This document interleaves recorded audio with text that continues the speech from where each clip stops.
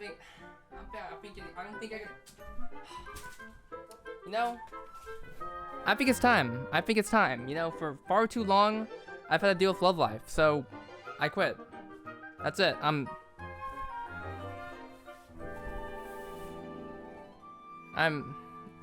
becoming a Project Sekai fan. Over a year ago, I made a video diving into Project Sekai for a quick glimpse. I mainly talked about bits of the gameplay, focused on the stories and characters, and it was overall a nice time. It wasn't really a nice time recording though, because every single program requires an online subscription. Steam version, please come out soon. I'm not really one to play mobile games, at least not as much anymore. All I do is sit on my ass now like a 9-to-5 office worker. That mindset has recently changed though with the release of Musume, and now I'm on my bed constantly ensuring my horse girls win. That did bring an epiphany though. It has been a long while since I've gotten invested into a live service game. I used to be in the Genshin, used to be in the Xenostone Zero, and a long time ago, I used to be into this one game you might know, School Idol Festival All-Stars. I kinda miss that feeling, you know, having a schedule and something to actually make you do things on a daily basis. I could be so tired, but you know for a fact I'm doing my dailies. And that brings us to today's topic. All jokes aside, I still like Love Life. I still love the songs, the characters, and while I'm sad there aren't any games, the series still holds a special place in my heart.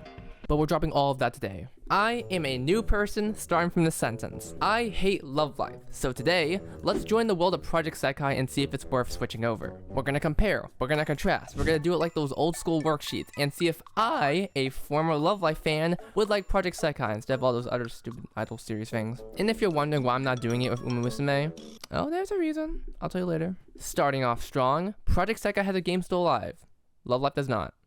Shit, this video over already? Love Life has had 3 live service games, not counting the spin-offs like the console versions of Sif and the Yohane games. Project Sekai only has 1, but it's currently the last one standing, so if I'm just trying to pass the time and only have my phone, Musume wins. It's not much of an accomplishment, but we're giving out points as we go. It doesn't really matter which game is alive though, because for any multimedia series, your content is going to be diverse. If you just put all your eggs into one basket, expect to fall and crash once that basket breaks. So what kind of content are we looking at here? Love Life definitely has them beat. Multiple groups have multiple anime seasons, multiple movies, audio drama / radios, concerts, and a crap ton of songs. Project Sekai has a game, songs, multiple groups, concerts, also audio dramas, and more consistently, good art. It seems that Love Life has more in terms of variety, but let's not forget that it had a 10-year head start compared to Project Sekai, which started in 2020. It was only until recently that they got an animated movie, as they're mainly focused on the songs and the app. Now, song and art are very subjective. Some of us have really good standards, while some of us have really bad standards, or at least the developers do. As a former Love Life fan, I have very unique requirements to get me invested into the series. As I've noted numerous times, not all of us are in the series for the same reasons. Some might just love the game, some might just love the music, some might just love the art. So when it comes down to me and what I want, it's not exactly what you think. While I do love good music and I do love good art, I think there's one more aspect that appeals to me the most. Characters. Love Life at its core was getting you to care about these characters enough to make you spend thousands on their merch and songs. It was apparent when they started, and even more apparent in the anime, where the entire plot is getting you invested in them. Love Life had a goal. Make lovable, albeit flawed characters that fans can both attach themselves to and love, but not too flawed or else you're gonna kill your mobile game. I know that sounds like no shit Sherlock, but characters being likable has much more importance than you might think. These are idols, people who are literally created / written to both be detailed but also likable most of the time. Coming from my history of Love Life, they've done a pretty good job of writing their characters. Sometimes certain characters are written better in different continuities, but you can tell actual effort is placed into the arcs they go through. Stuff like Mia Taylor's arc in Cephas, Chika Takami in Sunshine, Suzuri in Hasuna Sora, Rin in Squad Project, I'll always praise them for how nuanced they can get even if you know what's probably going to happen. All of this is to emphasize that Love Life writes pretty good characters. But Project Sekai has been beat. I'm so sorry. This is like the one thing I think everyone knows Project Sekai for, at least for me. The characters in the series are incredibly detailed and aren't afraid to get into the nitty gritty for certain things. This isn't to downplay any of the characters in Love Life, as I made video essays quite literally going in depth to it, but when compared to how Project Sekai handles characters, it's way more intriguing in my opinion. And I know it's not exactly fair to compare stuff like an anime season to a 5-year game, but I won't give Love Life too much shit, just trust me. Here's the thing that I should probably address that will make people understand my perspective. I'm flawed. No shit. I have heavy downsides, some that I'm trying to fix, and some I can't fix. Sometimes those flaws cause bad shit to happen, and there's not much I can do about it. When I see a conflict occur in a series and see how it gets resolved, sometimes I raise an eyebrow because that shit would not work in real life. Being realistic isn't always the best thing, of course. Sometimes it's nice to be in a world where issues like those aren't as complex as people seem, like Superman saving a bunch of people and having no casualties. But it is nice to look at something and say, damn, that reminds me of, well, me. Sometimes it can be small, sometimes it can be big, and I think Project Sekai really encapsulates what it means to be human, giving each of the characters their own circumstances that in part cause them to have their biggest flaws. I like characters who aren't perfect, characters that won't always make the best decision. I like when things take risks. I like when I'm challenged, either be physically in a game or mentally with how I'm supposed to think. Love Life often makes me sad with how they get very close to reaching that level, but back out because of reception, or maybe their goal wasn't to do all that. I get it, you're a company. You have stakes and actual talents that'll be affected by these decisions. But at the same time, it's very disappointing that because of these circumstances, I don't think characters and plot points are pushed to the max it can really go. I'm not asking for characters to start cursing at each other, but it's very apparent when things are held back. So many events seem so half-baked, and I can't tell if it's purposeful or not. Or worse, I'm expecting something that wasn't and isn't going to happen. Is that my fault for expecting things to be more complex, or am I slowly realizing I'm not becoming the right demographic for the series? I'm gonna glaze Hosna Sora for a second because I feel it's one of the few series that manages to capture realistic conflict in a way that's both natural and captivating for a long period of time. Conflicts and character flaws get brought up pretty frequently, and the way they're handled are really well done, especially regarding conditions that can't be fixed. For example, almost 2 years after Hosna Sora's story started, some characters are still reminiscent of conflicts that happened long ago and were resolved a while ago. These characters are really fleshed out on a level that still, to this day, makes them one of the best parts of Love Life. It feels so drastically different to anything I've experienced in the series, but unfortunately, I think they're the exception to everything they've been pumping out. These characters are not perfect, and that's okay, and I think that message hits more for Project Sekai with how stakes are raised more heavily. Project Sekai feels they have no limits with what they want to express, and it mostly comes down to the styles they're going for. Project Sekai, unlike Love Life, thrives off of creating different groups for different folks. With the 5 groups they have, each of them have their own premise of characters that fit with the tone they're going for. It's not really something Love Life has, having something be radically different tonally or visually compared to previous groups. To be fair, Project Sekai was created with the intention of having multiple groups, while Love Life has been creating groups one after the other, or while one is already still around. The thing with Project Sekai is when you think of it, chances are you at least know all the groups. You may have a favorite, but with how often they all interact with each other, you might as well be neighbors with them. The contrast between each of these groups with some having deep relations to each other makes both their individual and group stories very compelling. It's something I wish Love Life did more, having groups interact. Back then, I could sort of understand why, but seeing a bunch of other idol series now have no issues with having everyone be one big family and using it as a way to grow characters makes me think Love Life missed an opportunity, which I do pretty often. But after rereading my script, I realized I didn't get into specifics and it's just been me yapping as if you know all of this, so let me get into specifics on what I like about Project Sekai's characters in comparison to Love Life. I already talked about some of them in my Project Sekai video I made a long while ago, so I apologize if I'm going over similar ground. But for starters, there is a completely different vibe I feel when seeing how characters in Project Sekai act compared to Love Life. With Love Life, there are only certain moments/traits that can really make me resonate with them. But for Project Sekai, sometimes their entire character resonates with me in almost every action they do. And after reading a bunch of stories, it really pushed the fact that these characters get a lot of stuff to do, which expands their characters heavily. Let's quickly focus on those that I want to talk about: Rui, Ichika, Ena, and Mizuki. Now just an FYI, I don't know everything about these characters, and you're fucking me if you think I'm bringing all these fucking event stories. But from what I've read, these characters already hold a much stronger place in my mind. Rui is one of the characters I wasn't really expecting much at first glance. He makes Iron Man drones and can probably take over the world with it. But his passion for said drones and why he resorts to drones in the first place has made him a very interesting character when it comes to passion and hobbies. How far are you willing to go for your goals? How much are you willing to risk? And are you willing to risk others for the sake of achieving that satisfaction? The fact he switches to creating drones to substitute as people because no one wants to work with his crazy ideas is something that hits incredibly hard for those in any creative career. You want to get into filmmaking but no one wants to do it with you? I'll just do it myself. Create an animated music video but can't find people to help with it, such as assets and singing? I'll just do it myself. It seems pretty smart at first glance, only having yourself to worry about, but Rui wanting to work with others deep down makes his conflicts more interesting.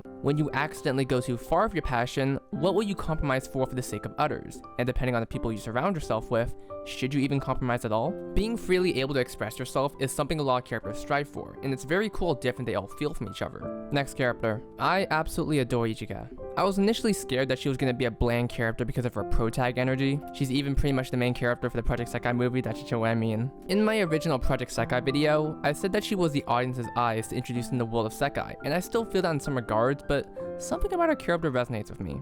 She feels like a Love Life character. specifically Shibuya Kanan. I hope I'm not going crazy here. She's pretty normal all things considered. Despite the shit she went through in her backstory, she's pretty upbeat and hopeful on a level that makes it seem like she's coping every second for things to work out. We see in Project Sekai how certain characters' backstory leads them down very different paths, so seeing Ichika being not affected is an interesting choice. Usually I'd say, well, that's disappointing, because there's so much you can dive into with a character like Ichika, someone who kind of was abandoned low-key. But I think it's the fact she's surrounded by so many other characters who are a bit more extreme because of their backstories that she shines the most. Even when she's experienced events that would probably make other characters go off the rails or affect them permanently, she chooses to be hopeful, no matter how stupid it may seem. And I know I slightly bashed Love Life for it, but Ichika gets a pass because it seems a lot more purposeful rather than playing it safe. And switching over to the two characters I love the most, Enna and Mizuki. I might retrace a few things I said in my original Project Sekai video, but not gonna lie, not much has changed. Reading more of their stories has only reinforced how amazing these characters are. The premise of Enna is one I resonate with immensely, and it's something that's frequently put on screen. One thing I adore about Project Sekai is the tone of each group. They each have their own goals and what they want to do, and while some may be similar, the ways of doing it are varied and can lead to very different outcomes. Enna is just so miserable in the most self-inflicted way possible that you start to admire her perseverance for doing shit that gets her angry. Anyone who's in the creative field will probably resonate with Enna fully, and it feels so nice to have a character like this in the series. Some people do not understand how hard it feels to have a goal that's so far out of reach and it's only being pushed by your passion and wanting to prove others wrong. She could easily just give up on art and pursue something else, but she has determination. She's self-destructive in so many ways and has done so many negative things that in some situations she could be interpreted as an antagonist. She's far from perfect, she's a dick sometimes, and being clear, the reasons why I love her character aren't because she's a dick, it's because even though she has all these flaws, all these imperfections, she's still able to become a better person.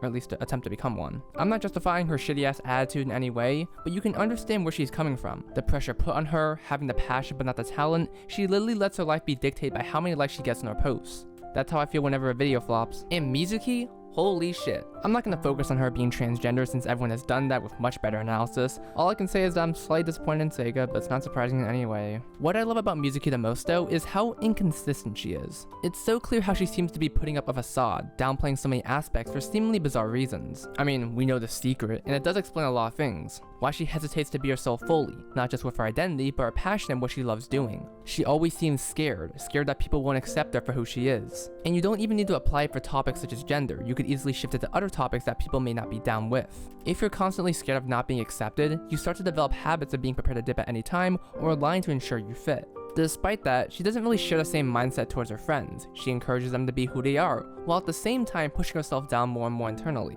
I love everything about her. As someone who's always been scared of expressing themselves in a lot of ways, it's nice to feel represented and also being told that there's always a way. That's just a taste of what reading the Project Sekai stories gave me about these characters. And listen, this isn't me calling Love Life characters one note or not in depth. Just because there's absence of evidence doesn't mean there's evidence of absence, and that sounds fucking stupid saying it out loud, but what I'm trying to say is just because a character seems like they don't have much nuance about them, doesn't mean they don't. Oftentimes, it's the writer's fault for not focusing on certain elements of characters that could be totally expanded, so just because it isn't directly focused on, it doesn't mean they're a simple one-note character. Writers can cram a bunch of info about a character into a 12-episode series, hell, maybe even shorter. It depends on who's writing and what their goals are. Making it longer does give you more time to flesh out the characters, but you can no doubt fit it in a shorter time period if you're good at writing. All-Star Season 2 is a good example of just because you have a longer time period to talk about your story, it doesn't mean it'll be written perfectly. I guess my taste is slowly changing, and that isn't Love Life's fault in any way. Like I mentioned earlier, everyone is here for their own reasons. Listen, I'm fucking 20. I'm still unfortunately in the developmental phase, and I guess a large part of me is looking for something that I sadly can't find in Love Life anymore. And if it is there, it's half-baked. And this isn't me calling Love Life Kitty Mickey Mouse Clubhouse type shit. I'm just looking for something more. It's a shame because I used to resonate heavily with older Love Life characters, but I can't tell if it's because they just so happen to be written well, or I was just young and fill in the blanks to what I was feeling at that time. You know, it's really often that people talk about how Love Life saved them, how a group saved them, how a character saved them, how it came to them in the most darkest of times to open their eyes. I haven't felt that way in a long while. It's flickers here and there, sometimes sparks, but unfortunately they don't get as much focus as I'd like for them to, or they fucking die. Am I growing out of Love Life? I wouldn't say so. I'd say Love Life is growing out of me, and I'm sorry. I'm probably gonna get shit for this, but a part of me really wishes Bluebird went down the tone that a lot of people thought. More serious, more depressed in some shape or form. We all joke about it now, but I really thought it could be the one to captivate me like it did beforehand. Like, obviously, there were still traces of that lostness that was in the teaser. The fact their first song is called What Is My Life is a prime example of that, along with all the characters in one way or another having a goal of some kind to fulfill their life. But it feels so underbaked right now. If I'm proven wrong in a few years and a Bluebird anime or something comes out that fully dives into what is my life as a narrative, then I'd be so happy. But looking at everything they posted, I just wish they went more into it. I hope you understand my perspective on how I feel about characters in Love Life versus Project Sekai. And the best thing is that in Project Sekai, the characters having all these flaws and events doesn't change the outcome. They still get better, they still overcome it. The end result is the same as it is for, say, Love Life, and it makes it more impactful for me in my opinion. I'll be frank, I haven't been doing the best for a very, very long time, and a part of me wished that Love Life helped me like it did so long ago. That's entirely personal to me, and I completely get if other people don't understand. I've gotten traces of it, and I never want to downplay that, but I really wish Love Life allowed these characters to be more than what they are. Hostel Story existing shows that they can lock in character depth when they want to, but it's not something I see that often. But maybe that's because I'm looking for something that wasn't intended to be found in a series like Love Life. Oh yeah, wasn't I comparing Project Sekai to Love Life? Alright, gameplay. I don't like Project Sekai's gameplay.